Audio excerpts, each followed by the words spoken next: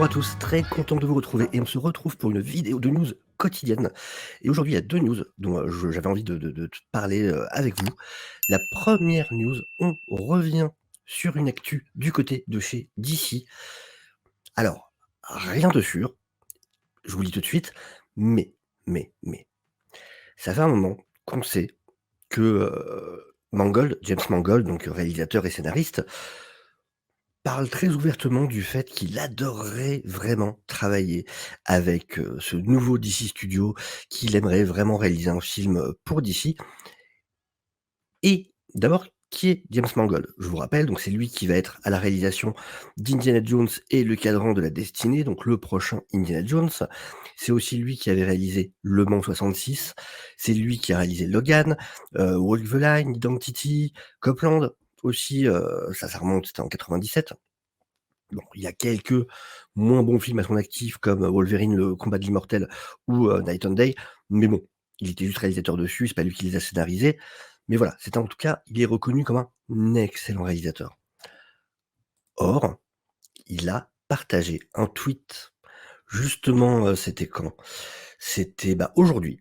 Il a partagé un tweet qui peut très clairement laisser espérer, laisser imaginer que monsieur James Mangold serait peut-être à la réalisation pour le film Swamp Thing. Alors, voilà, son tweet.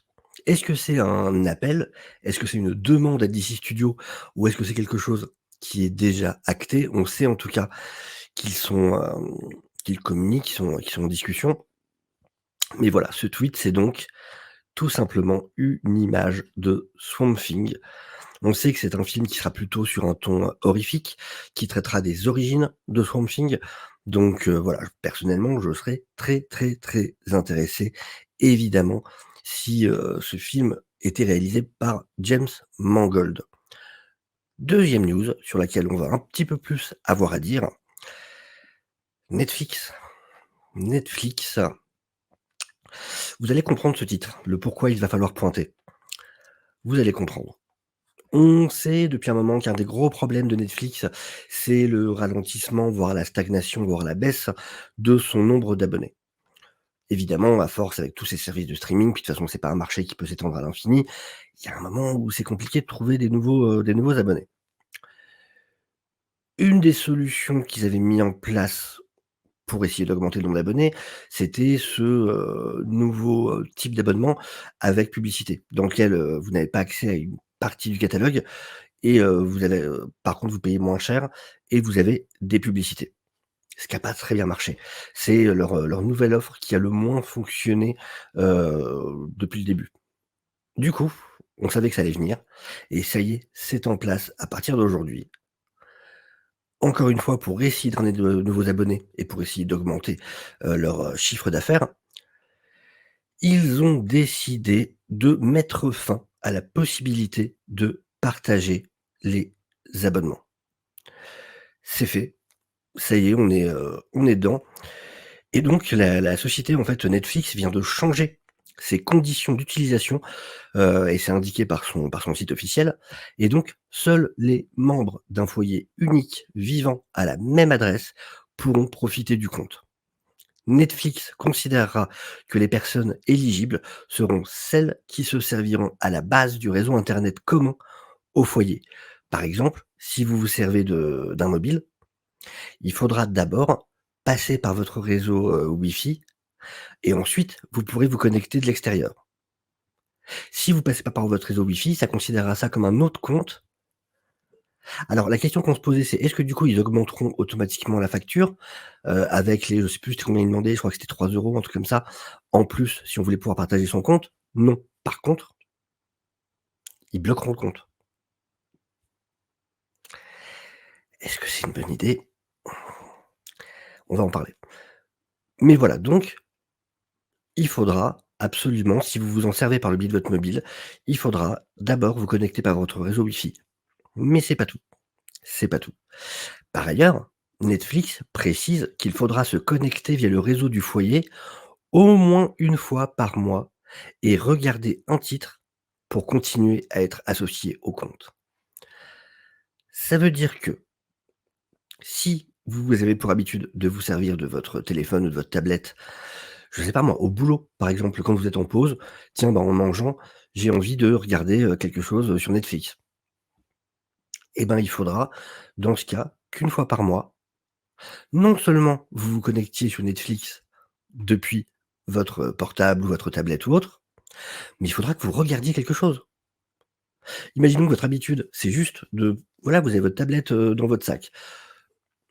Vous êtes, j'en sais rien moi, à la fac, vous avez 1 heure, vous êtes au boulot ou j'en sais rien et vous avez l'habitude de vous regarder une série ou quoi et par contre vous le faites jamais à la maison sur la tablette, parce que vous regardez du coup sur votre ordi ou sur votre télé et ben là, vous serez obligé, une fois par mois, non, non, de regarder sur votre tablette ou sur votre téléphone pour dire à Netflix: «Eh, c'est moi, c'est bon, me bloque pas mon compte». Sinon bloqué.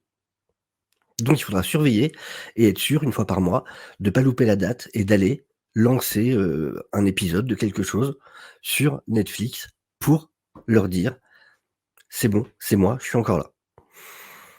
Vraiment, je suis pas convaincu de cette idée, hein. Mais j'ai vraiment l'impression que dans 1 mois ou 2, on va avoir l'annonce de: «OK les gars, pardon, on s'est planté». Vous savez vous savez qui sont les derniers qui ont essayé de faire un truc dans le genre? C'est Xbox. Ça me rappelle Xbox quand ils avaient fait cette annonce, heu, je sais plus si c'était un E3 ou quelque chose comme ça, où maintenant on ne pourrait plus, se prêter les jeux pour Xbox. Que maintenant il y aurait une sécurité qui ferait que les jeux ne pourraient être utilisés que sur une console et si vous vouliez prêter un jeu que vous aviez en physique, hein, vous vouliez prêter un jeu à quelqu'un, et ben non, c'était pas possible. Qu'est-ce qui s'est passé?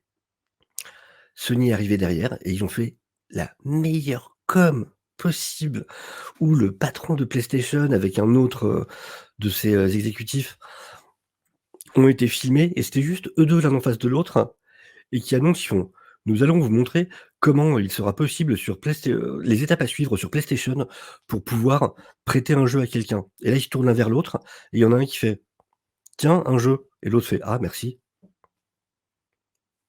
Voilà et évidemment, Xbox était revenu en arrière, hein, ça a pas pu se faire et là, pour moi, c'est ce qui va se passer, hein, c'est pas possible, ça va pas fonctionner ce truc et pour répondre à la question des voyages et déplacements, qu'est-ce qui se passe si vous partez en voyage? Si vous voulez, vous partez, je sais pas moi, vous partez 2 semaines en vacances, vous avez le wifi, à l'hôtel, vous voulez pouvoir, à un moment être posé le soir, vous regardez une série avant de dormir ou j'en sais rien.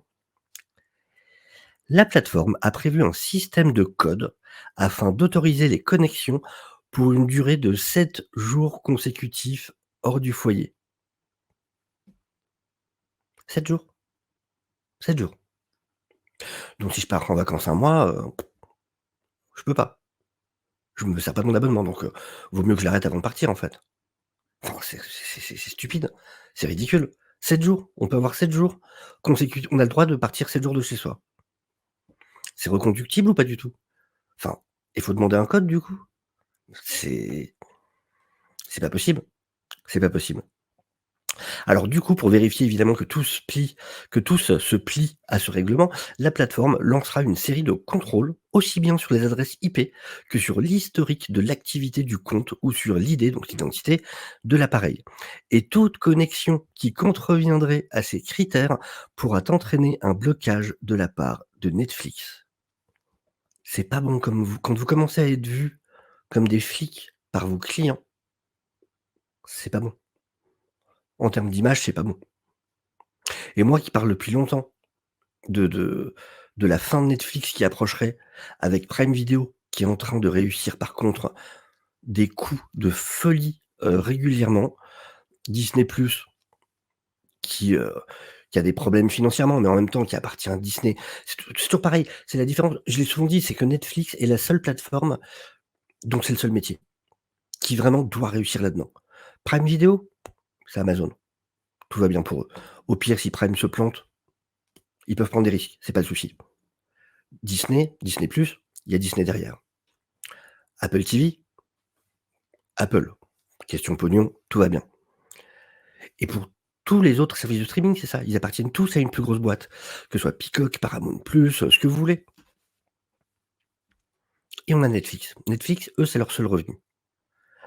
Et là, on sent les techniques de désespoir et ça risque de se retourner contre eux. Ça risque vraiment, vraiment, vraiment de se retourner contre eux. C'est je suis pas sûr que ce soit de ça peut peut-être, rassurer les investisseurs à court terme, mais à moyen et à long terme, ça risque vraiment, vraiment, vraiment de les desservir. C'est,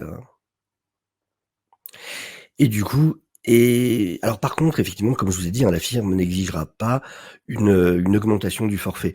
Ça veut dire, si, ils vont pas d'eux-mêmes dire: «Ah, on a l'impression qu'il y a plusieurs personnes qui l'utilisent, donc automatiquement on passe, à la méthode de forfait, pour avoir la possibilité justement d'utiliser son compte ailleurs». Non, ils pourront pas le faire automatiquement, mais ils vous bloquent votre compte. Ils vous bloquent votre compte. C'est quand même ça, quoi. Alors évidemment, évidemment, la précision de Netflix, c'est que pour éviter du coup tout désagrément, il suffira de s'abonner. En fait, que la personne s'il y a une personne en plus, qu'elle s'abonne. Mais sauf que là, ça risque de poser des problèmes pour des gens qui ont leur abonnement. C'est un exemple tout bête, hein, mais quelqu'un qui a une grande maison, par exemple. Imaginons que vous avez une grande maison. Vous recevez pas bien le wifi partout. Peut-être qu'il y a une pièce dans votre maison où pour Netflix, vous vous servez pas du wifi, mais plutôt de la 4G de votre téléphone. Et ben maintenant, il faudra penser une fois par mois à lancer quelque chose sur votre téléphone parce que, heu, parce que sinon, si vous faites pas attention, bah, vous vous retrouvez bloqué. Enfin voilà, je trouve vraiment pour ma part que c'est une très, très, très mauvaise idée et vraiment pour moi alors je pense vraiment qu'ils vont, faire un retour en arrière d'ici, 1 mois, 2 maximum parce que je ouais, je me trompe peut-être, hein, mais je pense vraiment que ça va causer pas mal de soucis et qu'il y aura plus de problèmes que d'avantages, à cette solution. Donc on verra. Je suivrai du coup, ce qui se passe de ce côté-là, mais vous êtes au courant en tout cas, donc faites attention à ça. Vous faites pas avoir, hein, sinon vous allez vous faire bloquer votre compte. Donc voilà, écoutez, c'est tout pour moi pour aujourd'hui. J'espère en tout cas que vous aurez au moins appris quelque chose ou que ça vous aura intéressé. N'hésitez pas bien évidemment à vous abonner, voilà, ça aide énormément, ça fait plaisir, à liker la vidéo, pareil, ça aide, ça fait plaisir et puis, bah, surtout prenez soin de vous, passez une excellente semaine. Je vous dis à très bientôt. Ciao, ciao.